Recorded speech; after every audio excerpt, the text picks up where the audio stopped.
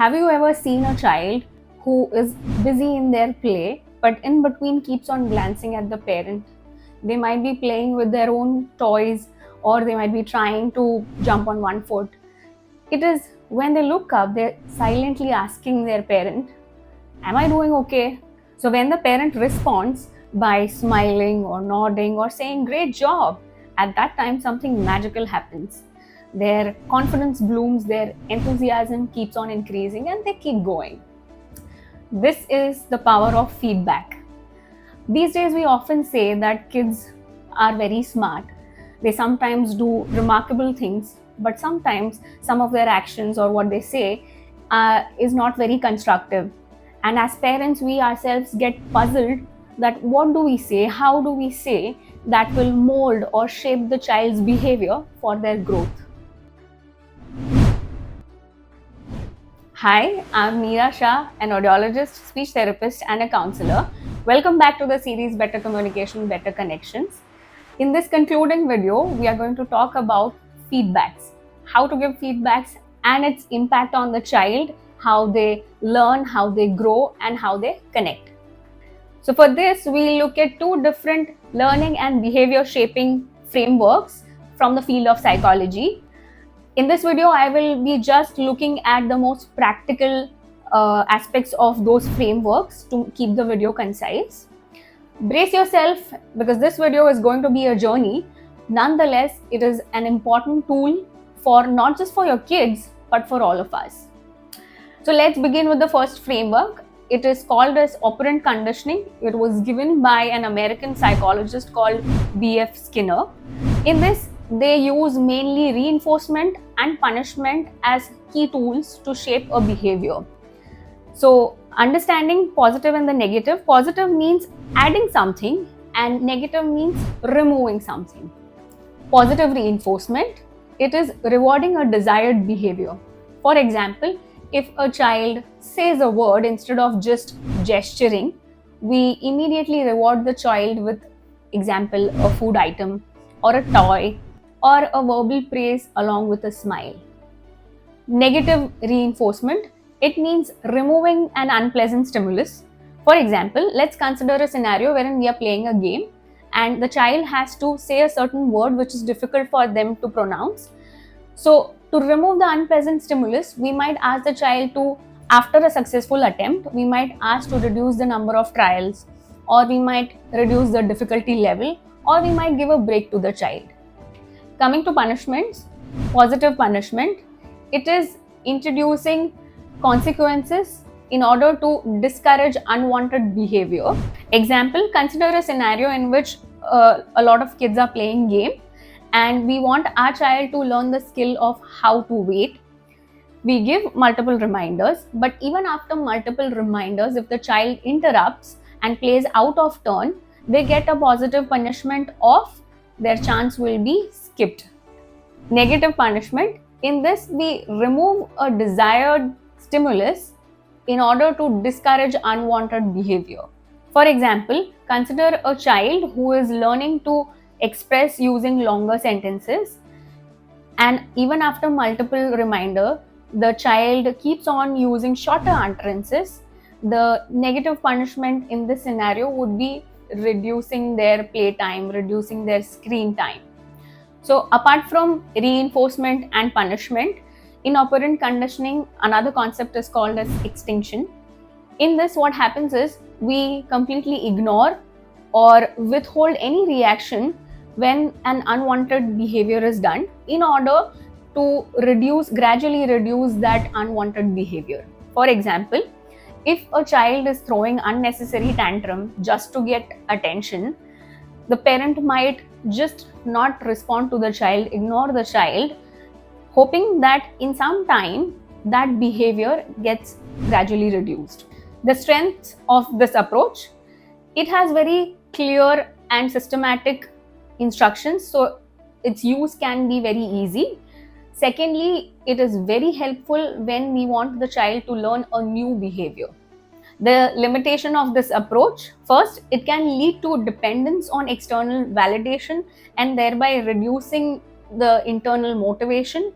And secondly, the punishment part when used overly, can lead to discouragement. Now we come to the second framework. It is called as transactional analysis. It was given by a Canadian psychoanalyst called Eric Berne. This approach has many aspects to it, but the one that we'll discuss in this video is called as strokes, as it is related to giving feedbacks in interpersonal relationships. Stroke is nothing but a unit of recognition and acknowledgement, which actually is a building block of any relationship. It is called as strokes because it is connected with infants who need physical stroking to feel emotional well-being. But as one grows, we substitute those needs into more subtler forms of recognition, which could be verbal or non-verbal recognition. Let's understand more about strokes. Strokes can be positive or negative, and it can be further classified as conditional and unconditional. I will directly be giving practical examples to understand each of these. We'll start with the conditional strokes first. In this framework, the term positive and negative has its literal sense, wherein positive means something encouraging and negative means something discouraging. Looking at positive conditional strokes, few examples being, I like it when you speak so clearly. Great job! You used a longer sentence. Or probably, I love it when you share things with your friends.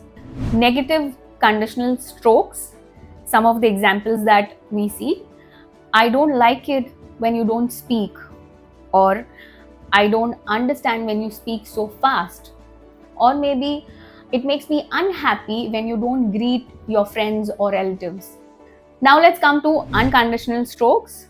Looking at positive unconditional strokes, some of the examples being, I love you, I appreciate you just the way you are, or I enjoy talking to you no matter what. Coming to negative unconditional strokes, some of the examples being, why can't you speak clearly? You're always impatient. Why are you so messy? So now we have seen all four types of strokes. As a general observation, even in the clinics, what we have observed is that unfortunately, very often the child receives a lot of negative unconditional strokes in terms of general statements. We need to understand here that the child is learning a new skill, or probably sometimes child is doing an undesired behavior to get the parents' attention. During that time, if we give unconditional negative stroke, that temporary or experimental behavior becomes a set pattern, and then that set pattern acts as a reference based on which the child acts in future. The practical uses of this approach are, first, we use positive conditional strokes to encourage new learning, good behaviors. Second, we use the negative unconditional strokes very mindfully because that can hurt the child's self-esteem.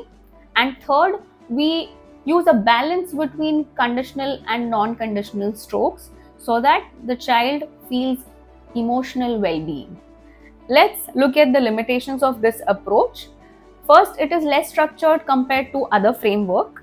Second, it requires a trusting relationship between the child and the adult. If we look at the example of a positive unconditional stroke, example being, you brilliant. But if we say this without truly meaning it, or we just say it for the sake of it, the value of it diminishes. At the end, I would suggest the best approach would be combining both.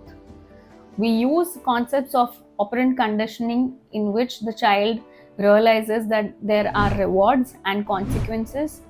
This is very helpful to give us a structure and consistency when we are teaching a new skill to the child. And we also take help of the unconditional and conditional strokes so that we make sure that we validate the child and motivate the child enough to be self-driven in the future. So till now we have seen and we understand that feedback is a game changer. What I feel is, let's end the series with a challenge this time, the challenge to each one of us. Notice how often you acknowledge your child, spouse, or colleague. Analyze your acknowledgements.